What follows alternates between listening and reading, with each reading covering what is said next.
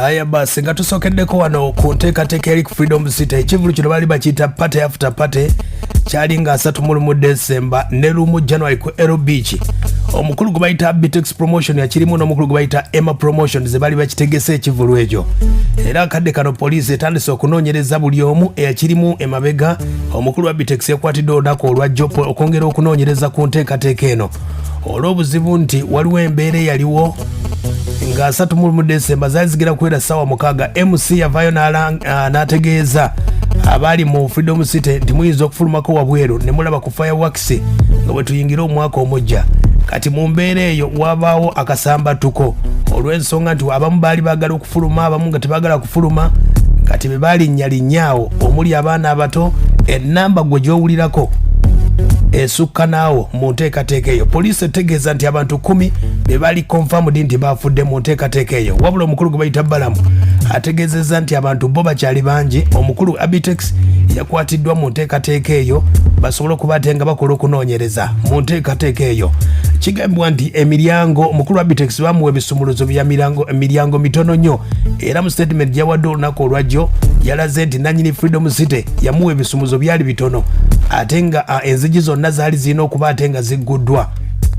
Poliisi yasobola okuba ate nga ekola okunoonyereza mu kusooka ne bamuwa olukusa okuba ate nga akuba ebiryoliro, wabula ABITEX agamba nti ebisumuzo tebaabimuwa mu nteekateeka eyo. Gye statement gyasobodde okuba ate nga akola olunaku olwajjo. Poliisi omukulu Enanga yavuddeyo nayogera ku nteekateeka eno ku mukulu ABITEX abantu 10 be bali confirmed n'abaana abato era nga baagala obwenkanya. Abafamily bavuddeyo nga baagala obwenkanya eri ab'eŋŋanda zaabwe bafiira ku Freedom City. Abamu bakyalina ebisago bingi nnyo, bali mu ddwaliro olw'ensonga eyo. Baafuluma okuba fireworks, ba MC yavaayo n'agamba nti mufulumeeko wabweru. Omukulu wa poliisi ategeeza nti abali mu Freedom City baali 4. Freedom City eyingiza abantu 20,000 n'okweyongerayo. Kati bw'obalabalamu abaafuna obuzibu, omwogezi wa poliisi wuno atugamba. Mu kiseera kino basobodde okukwata omutegesi w'ebivulu owa ABITEX gwe bayita Abe Musinguzi, ate ne beeyongera okunoonya abategesi abalala abaali mu nteekateeka abaateekawo ekivulu ku Freedom City Hall ekyaviiriddeko abantu 10 kufiira kanyigo nga bagezaako fuluma hall omwali concert basobole okujja okusanyukira mu kutulisa kw'ebiriroliro. Tukizudde nti abantu abasukka mu 4 wakati w'ebina mu 5 be baali mu Freedom City Hall esangibwa wano e Namasuba, era nga bano baali basanyukira waliwo concert eyaliwo ey'amaanyi. Naye obuzibu obw'abantu bano 10 okufa bwasibuka ku MC ow'ekiro ekyo.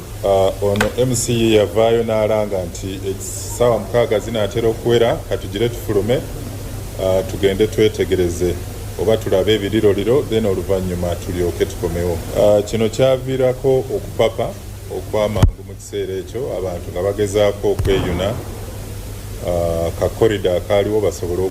Ekizibu kyali nti aba private security oba ba local guards abaali ne ba bouncer ne ba ushers baali bagaddewo enzigi endala 4 ne balekawo just oluggi lumu.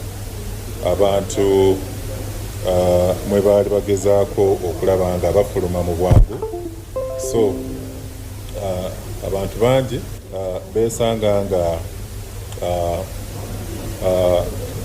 bali mu kanyiga ako, era ne kiviirako abantu 10 mu kiseera kino okuba nti bafiiridde mu kanyiga ako.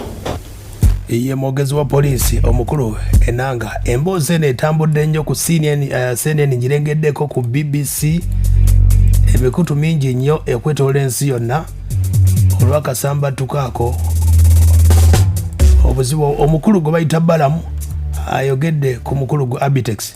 Ekigatta ba promoter mu Uganda mwami ABITEX Musinguzi akwatiddwa ku makyaga leero poliisi nga yeekuusa ku musango ku accident eyabaddewo, ku disaster eyabaddewo weekend nga tuyingira mu mwaka 2020 23 ku Freedom City n'ebitono byemanyi byangambye nyini kifo yamumye ebisumuluzo bya gate zonna namwako ekisumuluzo kya gate emu so gate emu eyo yavuddeko obuzibu abantu nga bangi so bwabadde bulagajjavu netondera abantu bonna era nentwala n'okusaasira eri famire z'abo abafiiriddwa abantu baabwe abangi ennyo abantu bangi bayinza obutatubuulira namba naye abantu bangi ddala so nsaasira famire z'abo abantu abafiiriddwako abantu baabwe n'abafunye ebisago Katonda abayambe abagumye ne munange ABITEX wabafuna ekibonerezo afune kituyita warning oba caution